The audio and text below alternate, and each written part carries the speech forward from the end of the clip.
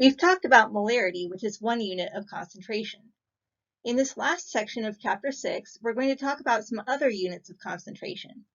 We'll talk about mass percentage, mass volume percentage, parts per million, and parts per billion. First, let's talk about mass percentage. We've already talked about percent composition of elements within a compound, which is mass of the element divided by mass of the compound times 100. We can also do that same type of calculation for parts of a mixture. Usually, if we use the term percent composition, it is elements within a compound. If we use the term mass percentage, usually it is referring to compounds within a mixture. Other terms that we could use are percent mass, percent weight, weight over weight percent, and mass over mass percent. And each of those terms have abbreviations that go along with them. Remember, mass and weight are basically interchangeable on Earth. They're just different where gravity is different. The terms weight over weight percent or mass over mass percent are referring to the types of units on the top and bottom of the calculation for percent. All of those terms refer to mass of the part divided by mass of the whole mixture times 100. You might see the part referred to as the component or the solute. Basically, it is the substance that we're focused on within the mixture. Here's an example in which we are trying to find the percent by mass of glucose in spinal fluid. We're going to take the mass of the component, which is glucose, and divide by the mass of the solution, which is the spinal fluid, and then multiply by 100%. As we do this problem, the masses must be in the same unit as each other. The problem right now is that the mass of glucose is in milligrams, and the mass of the spinal fluid is in grams. To get them to be the same unit as each other, we can either convert our milligrams of glucose into grams, or we can convert our grams of spinal fluid into milligrams. Let's say we convert our milligrams of glucose into grams. We would come out with 0.00375 grams of glucose. Then we divide by our 5 grams of our sample of spinal fluid and multiply by 100 to change from a decimal to a percentage. That gives us 0.075% as our percent mass. In this next example, we're not calculating mass percent.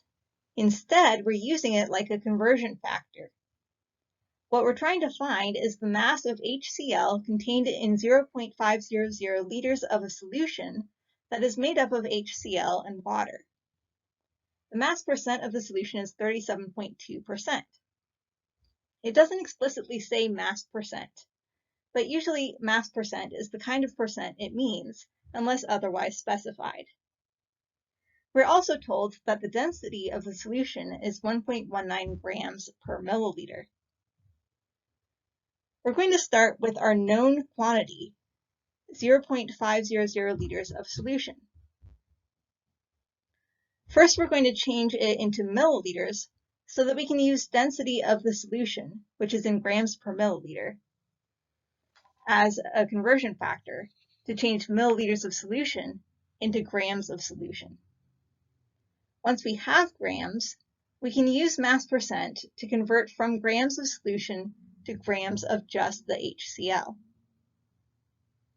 First, we figure out that 0.500 liters is the same thing as 500 milliliters. In a lot of the other problems we've done, we take milliliters and change them into liters to plug into our equations. But here, since density is in grams per milliliter, we actually need to get our volume into milliliters. Then we can take that volume in milliliters and multiply by density as a conversion factor.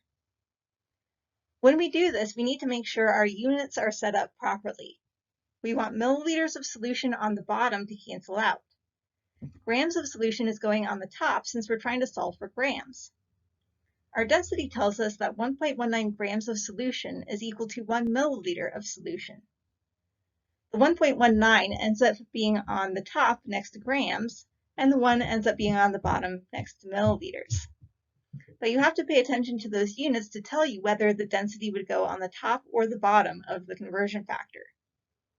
You should also be very careful with these concentration problems to specify whether you are talking about the solution, the solute, or the solvent. It will make a difference. Here, we're multiplying 500 by 1.19, and we come out with 5.95 grams of solution.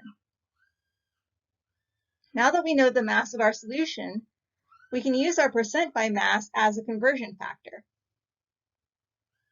37.2% HCl means that out of every 100 grams of solution, 37.2 of those grams would be hydrochloric acid.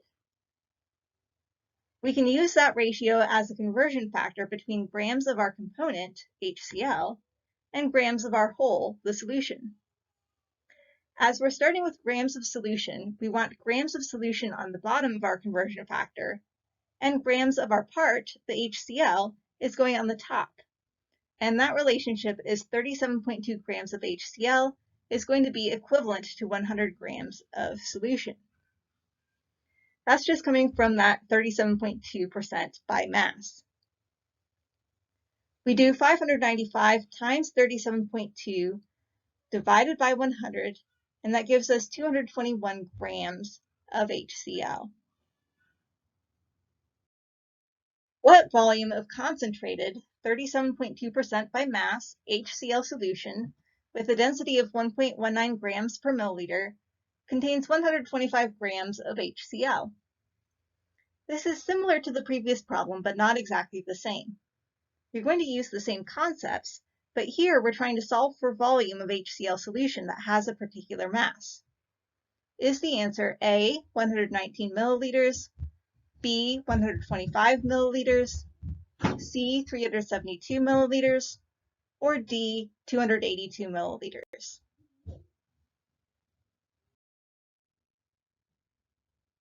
The correct answer is D, 282 milliliters. You're going to rearrange the equation for mass percent in order to solve for mass of the solution. Once you have mass of the solution, you can use the density of the solution as a conversion factor to find volume of the solution. Be careful when you're using density as the conversion factor that the units match up. Since we're starting with grams of the solution, grams will have to go on the bottom of the conversion factor, and milliliters would go on the top. The 1.19 ends up being on the bottom of the conversion factor, so we divide by 1.19 to get our answer.